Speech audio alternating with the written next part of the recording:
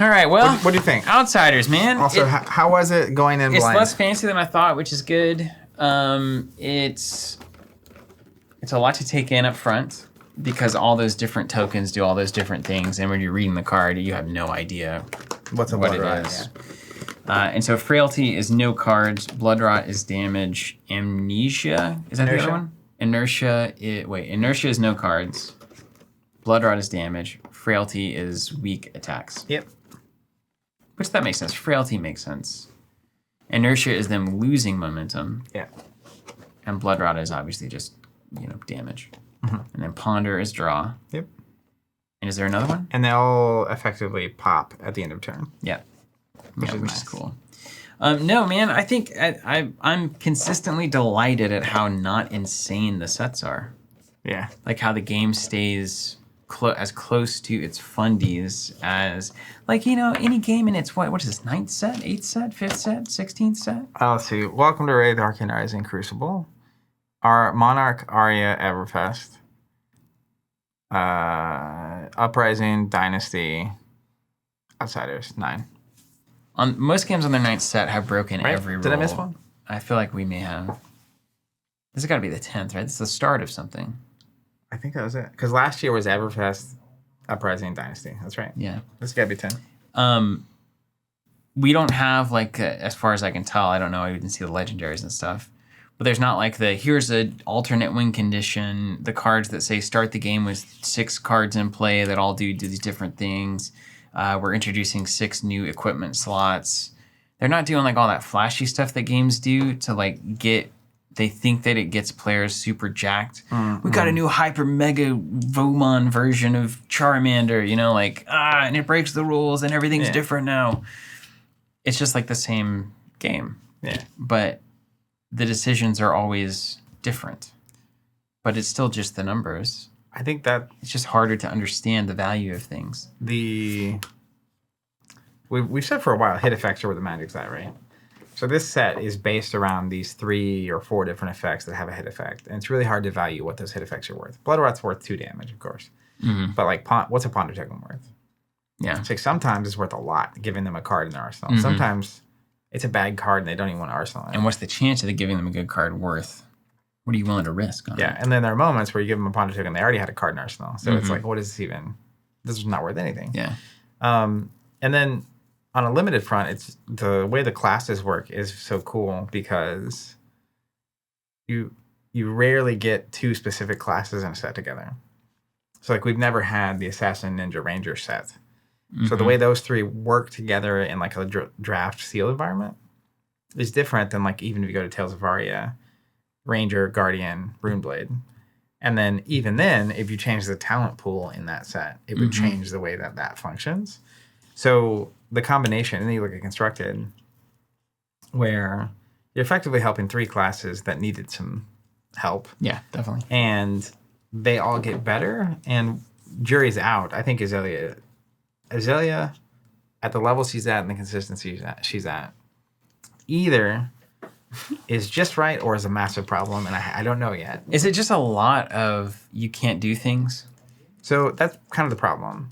Is she can easily get into Ranger, specifically Azalea, plays like a miniature Bravo to me. It was so close to being very bad. Yeah, she has hit effects. She has dominate. But historically, they balance the power of those hit effects with the inconsistency. Mm-hmm. And now you've got the combination. That's a genius plan. Right? Yeah, the combination of Notch on top of just hitting it natural, on top of Codex. Mm-hmm. And Memorial Ground. Don't sleep on Memorial Ground. I don't know if people are running it, but... Yeah, but it's that same... Imagine, that's why Codex is so crazy. It's a Memorial Ground that's instant, that loads, and gives you an arsenal next turn, basically. You might even see... Are people getting into Warmongers again, where it hits you go to the bottom of the deck with it? I don't know. We've had one tournament. It was close. There were decks even in the old... metagame that if you got it going, you could cycle Red in the Ledger 6-7 times in a row. I think the thing about it is the consistency and speed with which they're able to now, as an example, pump, dominate arrow with relevant hit effects. Yeah. That was the key. Yeah, because you now have arrows with generic hit effects, giving them inertia or blood rot or whatever. You also have the powerhouse arrows. Mm-hmm. But then you also have the pumps that have the hit effects. So like Seek and Destroy is a perfect example. It's much better now. Yeah, and so you just have these stacks. She's more consistently doing what she's trying to do and threatening hit effects. And so sometimes you play against her and it feels like you dominated. I blocked for 3. I took the damage. I took the hit effect. I sent 8 back or whatever I could with the one action. And then you dominate 11, 12. I take 8 or 9. Mm-hmm. And like there are games where it's almost like it's a degree under where Starvo was for me. Yeah. Like when Starvo was just hitting and it was like, oh, Crippling Crush would go again at 13 and dominate. In that case, you're taking a little more damage and also there's actually nothing you can do because he gets rid of 2 random cards. So sometimes you're looking at a hand after that. They actually can't do anything. Been there. It's like, oh, you just swing for 4. Yeah.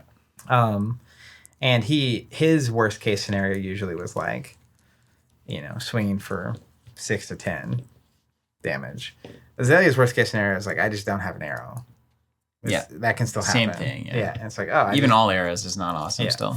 And her other downside is that once she starts blocking, it gets a lot worse. Oh man.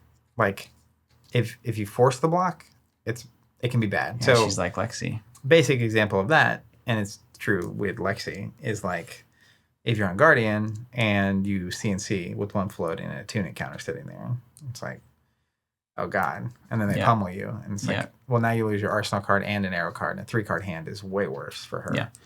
And a lot of his effects don't matter against Guardian. It's like, oh, red in the ledger. It's cool. It's the same old thing. I'll Guardian toss those just 6 for 10. anchoring that meta. Yeah, and then they also, I think Guardian is the answer, and they're just underrepresented right now. They have Staunch Response. Mm-hmm. So it's like Rampart plus a Staunch for 7. I block 8. If you dominate for 11, it's like I block with a 3, and then I block from Arsenal with the D react, and you didn't do anything. Yeah. Do you think it's kind of interesting, does Azalea getting more consistent make Go Again even worse? It was already between Icelander and Lexi and even Oldhim to some degree, and all of the Guardians that were running the really aggro Spinal Crushes and stuff. Go Again was harder than it had been in the past before this set came out. Yeah. So is it all tall now? The issue, or the tantalizing part of that, into Azalea, right? Specifically Azalea. Let's just stick there for a second. Is on the turns where she doesn't play Red in the Ledger. Or really Remorseless, because that's kind of an anti-Go Again card. Yeah, but specifically Red in the Ledger. Yeah. There are, as an example, 5-card Runeblade hands that are doing way more than Azalea's doing off of her hands. Yeah. And so it's like, oh, yeah, you did an inertia token, but I'm going to use my whole hand and do 18. And you're not going to block. So you're going to take 18. Yeah. And so I think, I'm not sure yet. I don't have definitive data. But I think even the aggro decks can still play into Azalea. There are just some games where you don't get to play. Yeah. And what percentage that is, I don't know. But then the other part of that is having lines in your deck that can play off of a single action. Really important. You can't just like Cheerios Briar it, right? Mm-hmm. Like I think that is not nearly as good. But to go down the chain a little bit, Belittle got banned, so Fi got worse and is just worse. It was already worse into like Ice. But Ninja has a lot of Go Again. And so Katsu is actually really good. He consistently puts out a ton of damage against normal decks. Yeah. But he has the Azalea problem and the Lexi problem, which is like they penalize you for those strategies. Yeah, tremendous. And if you can't threaten relevant hit effects that they have to block, they'll just steamroll you. So, Lexi plays, gives you a couple frostbites or a channel like Frigid, and all of a sudden, Katsu just falls apart. Mm-hmm. What a fascinating little tango's going on here. The really wide decks are how you get around Guardian. Right. Like Ninja historically with Art of War and Big Hands and even Briar and like Viscerai and the aggro decks. Like, so it's a weird balance. It's the triangle. Yeah. If Guardians get popular to counter Azalea, the counter to Guardian is the thing that's bad into Azalea in the first place. Mm-hmm. And so where those levers are. And then you just have like mid-range classic stuff floating around. Yeah, I mean, where's got Shunt? That's a decent react here. And then Bolton's got Soul Shield, you know? I mean, I think they potentially have game. As I'm picturing Dory. I know Dory was on the verge before. Mm-hmm. Dory's main frustration is ice. Yeah. Because once you make her spend an extra resource, is bad. But if you're Red the Ledgering me and I can just Dawn Blade out and get +9 from reactions, yeah, that's fine. And they're not going to block you, right? And then my counters can start ticking. And they really don't want to block you. So even just a simple, the +3 Gogan if it hits for 6. Yeah. They don't want to block with 2 cards. Right. Like at all. Right. And then even in Red in the Ledger, Red in the Ledger is so good because it's not even attack actions can't have go again. It's like no card has go again. Yeah. So a lot of Dories play a go again thing and then swing with Dawnblade is off, but the swing with Dawnblade and out for blood twice is on. Yeah. And so is the react from Arsenal, the react from hand, cover up all the damage. Yes. And all the armor. And especially, Shunt gets better with Peace of Mind coming in. Mm-hmm. So now you've got a blue that's going to be able to do a lot and then get you the Ponder token. There's some interesting things here now. Yeah. So the crazy thing, and this was true even before the set came out, top 8s at the most recent calling were I think 7 different heroes. And at the Chicago event this past Saturday, it was 7 different heroes. There were 2 Azalea. They did both make the finals. And there was 1 Briar, 1 Oldham, 1 Icelander, 1 Uzuri, 2 Azalea, and then Uzuri's there's gonna be some weird Uzuri there was maybe decks. a Dromai. What was the top 8? Dromai was close. There was a lot of Dromais at the event, actually. Dromai is also a interesting problem for Ranger. Basically Azalea, right? Because she never wants to waste an arrow on a dragon. Never. And she doesn't have... It's really awkward to run a lot of poppers in Azalea. Mm-hmm. And so they can just be on the plan of sink belows and sand covers and stuff, and then just play a dragon. Yeah.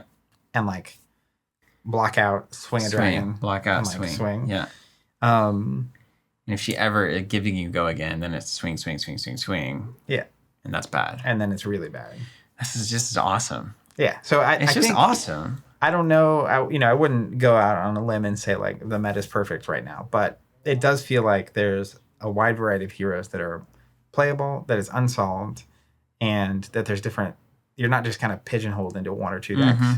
And I think there's a lot to solve. The fact that Uzuri was top, people were very. I mean, that was awesome. Sam Dando. I think we may well see, total speculation, but the instant/reactive level defensive cards, the stock is going up here. Sure. Even reinforce the line, those old hits. Yeah, people were talking about that recently. Yeah, just as a. It's hey, 2 cards for 7, but the 4 is at instant speed, and in a deck that's running a ton of attack actions for aggro reasons, you have a really good 0 for 4 answer. Yeah. That's quite good. Yeah, I think there's a big space open for decks that can play single action hands and that are willing to put in the chunky D reacts. So, Unmovable from Arsenal as an example. Block with a card, pitch for the unmovable, have a 2 card, send back a CNC or something. Mm-hmm. Same thing with Peace of Mind. If you have something to do with the other resource, it's particularly good. Yeah. Fascinating stuff. Yeah. Well, that's really cool. I'm pretty excited about this, hey? Yeah. So next week, I think we're planning to do a face-up draft. Yeah, for let's do a outsiders. little drafty. Yeah, that's draft for this set has been exceptional to me. Man, yeah, just looking at it, it was hard for me to immediately appreciate, obviously the 2 for 6s, the 2/6/3, the amnesia level stuff. That seemed like pretty good picks. But then you've got these siloed cards, you've got these double silo cards, and it's how open and where, and there were multiple drafts this weekend where I got done with the first pack. Going into the second pack, I could still have played any hero. That's exactly what you want. Yeah, and even in late, usually, I could still switch to the other hero in the class that you pick. Mm-hmm. And sometimes, it is weird because you have there are power cards for sure in each class, but a lot of times you don't see them early, and so even if you have a bunch of Assassin Ninja cards, like sometimes mid to late pack 2, I'm picking, which is awesome. Yeah. Because last time it was like if you don't pick by pick 4, you probably are going to lose the draft. Yeah. Like you need to understand. And they also changed like the pack distribution. Some packs have 1 rare, some have 3. There's also 3 to 4 generic cards in every pack. So there's usually 3 to 4 generics, and then like we'll see next week, 2 to 4 multi-class. So there's a lot of cards, and it just depends, right? Like if you see a red 2 for 6, people might take it early, but if you don't, a lot of times the generics float around, and it's like they're still very pickable, playable cards for most of the pack. Cool. That's when draft feels really good. Yeah, and I do think reading your seat is more important in this set, like because you can switch late. Like you can get to the middle of the late pack 1, as an example, on the weekend. There was one point I got past 4 cards and it was 4 Ranger cards, and I drafted mostly generics, and so you have a really interesting moment where you're just like, I mean, it seems like Ranger is wide open. Yeah. But if someone else read that same signal to this, like if this person had 5 Ranger cards. Well, you're also about to pass 3 Ranger cards. Yeah. So the person next to you is like, oh, well, okay, Ranger ton. Weird. So it can kind of clump up like that, yeah. All right, everybody. Well, hey, thanks so much for joining us.